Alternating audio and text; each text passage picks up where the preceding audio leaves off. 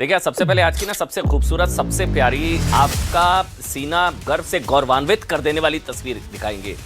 राम मंदिर में धर्म ध्वजा फहराने की ये वो तस्वीर, मैं कह रहा हूं ये सिर्फ आज की नहीं, मैं कहूंगा ये आज के भारत की नहीं है, साफ पिछले 497 ईयर्स, लगभग 500 वर्षों की तप, तपस्या, बलिदान, संघर्ष, सांस्कृतिक चेतना, देश की परंपरा पुनर्जागरण की सबसे बड़ी तस्वीर है।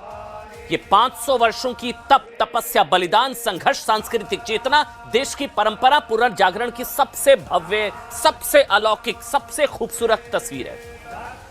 ये वही धर्म ध्वजा है जिसके लिए 500 वर्षों में लाखों राम भक्तों ने बलिदान दिया।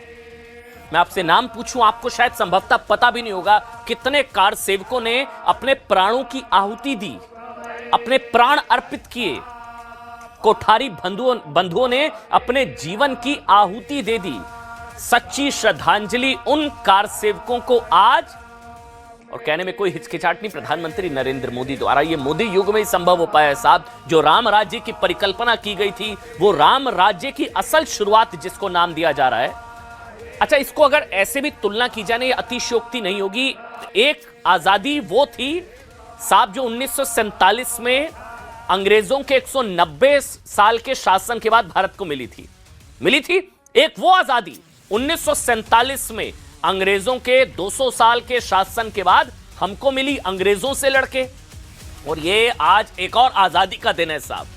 ये भारत की सांस्कृतिक आजादी, भारत की आप कह सकते हैं आध्यात्मिक आजादी, जो बाबरी मानसिकता से 497 वर्षों की लड़ाई के बाद आज मिली है। ये भारत की सांस्कृतिक आजादी है, ये भारत की आध्यात्मिक आजादी है। वो अंग्रेजों से आजादी थी, आज भी एक आजादी है। और आज का दिन आजादी, सांस्कृतिक आजादी का दिन, आध्यात्मिक आजादी का दिन है। आज 500 सालों की सबसे शुभ घड़ी बताती है साहब कि इतिहास में ना कहते हैं कि न्याय के लिए संघर्ष कभी व्यर्थ नहीं जाता है, कभी कभी दम टूटता है, हिम्मत हम लोग हारते हैं। लेकिन ये वो तस्वीर आज की सबसे अलौकिक, सबसे दिव्य, मेरा मन नहीं है इन तस्वीरों को स्क्रीन से हटाने का। ये आप मानकर चलिए, जो कहा जाता है कि इतिहास में ना न्याय के लिए संघर्ष कभी व्यर्थ नहीं जाता है। हो ये सोई जो राम रची राखा, 500 सालों बाद जो आखिर संभव हो पाया। राम मंदिर की ये धर्म ध्वजा सिर्फ अतीत के तप, तपस्या, बलिदान, संघर्ष और समर्पण का चिन्ह नहीं है। ये आप मानकर चलिए, शब्द कम पड़ रहे हैं बोलते हुए, ये आप कहिए भविष्य की चेतना भी है। भविष्य की चेतना। भारत अपनी परंपराओं और धर्म की रक्षा के लिए हमेशा खड़ा रहेगा। मैं कुछ और बोलूं, मेरा भी मन है, रिमोट को साइड में रख दीजिए।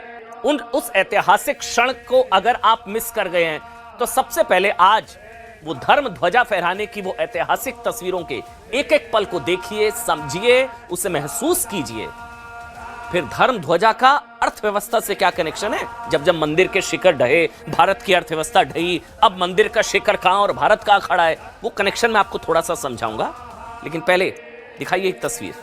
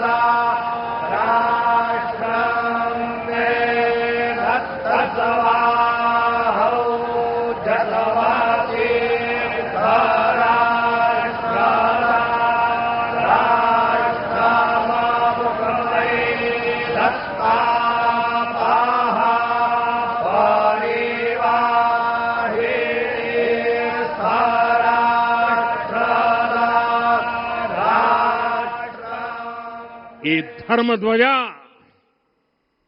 केवल एक ध्वजा नहीं, ये भारतीय सभ्यता के पुनर्जागरण का ध्वज है। इस पर रचित सूर्य वंश की ख्याति, वर्णित ओम शब्द और अंकित कोविदार वृक्ष राम राज्य की कीर्ति को प्रतिरूपित करता है। अयोध्या नगरी भारत की सांस्कृतिक चेतना के एक और उत्कर्ष बिंदु की साक्षी बन रही है। आज संपूर्ण भारत, संपूर्ण विश्व राममय है। देखिए, यकीन मानिए, अगर आप इन तस्वीरों के साक्षी बन पा रहे हैं तो बहुत सौभाग्यशाली हैं आप। हमारे से पहले साहब, मोदी से पहले, या हमने मंदिर टूटते हुए देखे हैं, आज मोदी हैं तो मंदिर बनते हुए देख रहे हैं, धर्म ध्वजा। लेकिन इसी तस्वीर को देखने का इंतजार करते करते देश की 20 पीढ़ियां, कितने लोग गुजर चुके हैं। आज राम मंदिर के शिखर पर समझिए हुआ क्या, बहुत ही शुभ अभिजीत मुहूर्त में ये वो तस्वीरें हैं।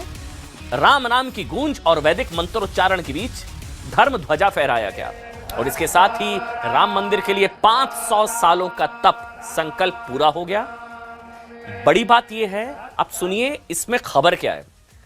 प्रधानमंत्री नरेंद्र मोदी या मोदी, ये दो तस्वीरें 1989 में राम मंदिर के लिए रथ यात्रा के जरिए जो धर्म ध्वजा उठाई गई थी, याद है ना? और आज अयोध्या में जब धर्म ध्वजा फहराई गई, दोनों में क्या कॉमन बात है? तब भी सारथी मोदी, आज सूत्रधार मोदी। 1989 से 2000, अब आप सोचकर देखिए ना, उस वक्त रथ यात्रा के सारथी प्रधानमंत्री नरेंद्र मोदी, उस वक्त मोदी, और आज इस राम राज्य की स्थापना के सारथी, सूत्रधार, कुछ भी कहिए, वो मोदी हैं। 1989 से आज 2025, राम मंदिर के आप समझिए प्रमाण से परिणाम तक। तब प्रमाण मांगे जाते थे, बताओ कहां पैदा हुए राम? प्रमाण से परिणाम तक मोदी राम मंदिर की यात्रा के सारथी रहे और आज साक्षी और सूत्रधार बने। देखिए आज क्या हुआ, 11:15 11:45 पर शुभ अभिजीत मुहूर्त में 700 टन के 44 फीट लंबे दंड पर 10 फीट ऊंचा और 20 फीट लंबा धर्म ध्वजा फहराया गया। इस धर्म ध्वज को शिखर पर पहुंचने में करीब 4 मिनट का वक्त लग गया। 4 मिनट, ये बता रहे हैं, जब अयोध्या आप जाएंगे ना तो वो धर्म ध्वजा आपको दूर से ही शान के साथ लहराती हुई नजर आएगी। 4 मिनट का वक्त लगा धर्म ध्वजा को ऊपर तक, शिखर तक पहुंचने में। इस ध्वज पर, धर्म ध्वज पर श्री राम की प्रतिमा और वीरता के प्रतीक सूर्य की तस्वीर है, सूर्य देवता सूर्य। और इस ध्वज पर कोविदार के पेड़ के साथ पवित्र ओम भी अंकित है। कोविदार के पेड़ के साथ पवित्र ओम, इसका भी महत्व प्रधानमंत्री ने समझाया। अच्छा, कोविदार पेड़, पुराणों में माना जाता है साहब कि कोविदार पेड़ राम राज्य के ध्वज में अंकित राज चिन्ह था, इसलिए कहा जा रहा है कि राम राज्य की शुरुआत हो गई है। और रामविलास वेदांती साहब तो कह रहे थे कि ये असल आज हिंदू राष्ट्र की घोषणा हो गई है, आज से हिंदू राष्ट्र शुरू। रामविलास वेदांती साहब, जब उनसे बात की कई न्यूज चैनल्स ने, हम लोगों ने, उन्होंने कहा कि हो तो गया, आज से हिंदू राष्ट्र का उद्घोष बन गया, हिंदू राष्ट्र हो गई, हिंदू राष्ट्र की शुरुआत। प्रधानमंत्री ने राम राज्य शब्द का इस्तेमाल किया। ध्यान देने वाली बात यह है कि राम मंदिर की ऊंचाई 161 फीट है, 161 फीट, और धर्म ध्वज जो शिखर के ऊपर है उसकी ऊंचाई अब 44 फीट। तो 161 और 44, 205 फीट हो गई है मंदिर, और ऊंचा मंदिर। आज इस ऐतिहासिक पल के साक्षी बनने के लिए अयोध्या में कई साधु संत, संघ प्रमुख मोहन भागवत, योगी आदित्यनाथ के अलावा इलाके के आसपास के लोग, किसान और राम भक्त मौजूद थे। कोई भी आए वहां, तो कोई भी आ सकता है। अखिलेश जी भी आ सकते थे, राहुल गांधी जी भी आ सकते थे, कोई भी आता, खुला निमंत्रण है। हालांकि उनके ना जाने को लेकर विवाद हो रहा है। उनके लिए तो राम मंदिर तक अभी तक नहीं गए वो लोग, तो उसके लिए अलग से विवाद चल रहा है।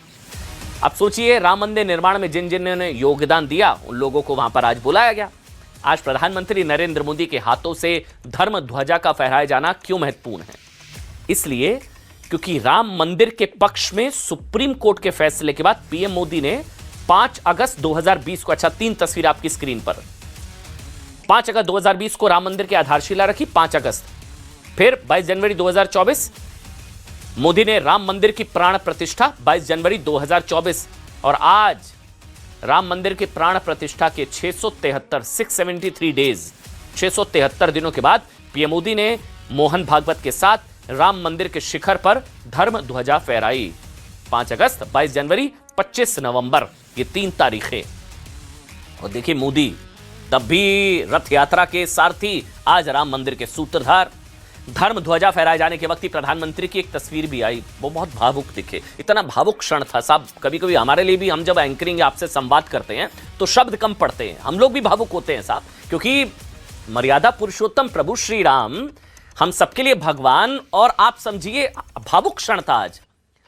प्रधानमंत्री के हाथ कांपने लगे थे आज, वो तस्वीर अगर हम दिखाएं, उनके हाथ कांपते दिखे, आंखों में ऐतिहासिक पल को देखने की खुशी। इसके बाद प्रधानमंत्री नरेंद्र मोदी ने हाथ जोड़कर धर्म ध्वज को प्रणाम किया। इसके बाद अपने संबोधन में कहा, ये देखिए वो तस्वीर आ गई, ये वो तस्वीर जब प्रधानमंत्री के, यकीन मानिए इस तस्वीर की बहुत ज्यादा चर्चा है, इतने भावुक क्षण, प्रधानमंत्री भावुक नजर आए, ये उनके हाथ इस तरह से कांप रहे थे साहब, किसी के भी, आप सोच कर देखिए 497 सालों की तप तपस्या बलिदान संघर्ष का जो नतीजा 497 ईयर्स के बाद जो आज आया है, कोई भी भावुक होगा। और मोदी तो राम मंदिर आंदोलन की शुरुआत से सारथी रहे हैं, चाहे वो रथ यात्रा के सारथी, और आज सूत्रधार प्रधानमंत्री नरेंद्र मोदी भावुक। एक टक वो धर्म ध्वजा को देख रहे थे, एक टक, 4 मिनट लगे धर्म ध्वजा को ऊपर शिखर तक पहुंचने में, और एक टक प्रधानमंत्री ऊपर देखते रहे। देखिए हाथ कांप रहे थे आज उनके, कोई भी साहब अंदर से हिला देने वाली तस्वीरें थी आज। हाथ जोड़कर प्रधानमंत्री ने अच्छा प्रणाम किया। संबोधन में क्या क्या कहा वो सुनिए, वो सबसे इंपॉर्टेंट है, ध्यान से सुनिएगा। राम मंदिर का धर्म ध्वज भारतीय सभ्यता के पुनर्जागरण का ध्वज भी है, पहली बात प्रधानमंत्री ने कही।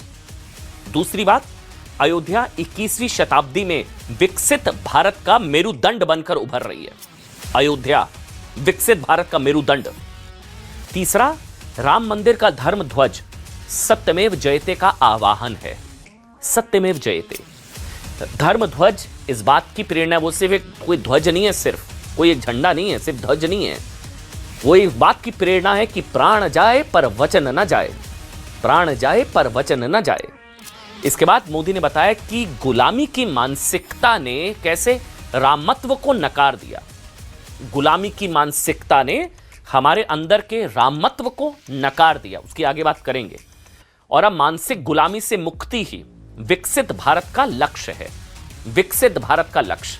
अच्छा, मोदी के अलावा संघ प्रमुख मोहन भागवत ने विश्व हिंदू परिषद के आज धर्म ध्वजा लहराने के बाद आज कितने लोगों की, आप समझ कर देखिए, आत्मा को शांति मिली होगी, इसका जिक्र किया।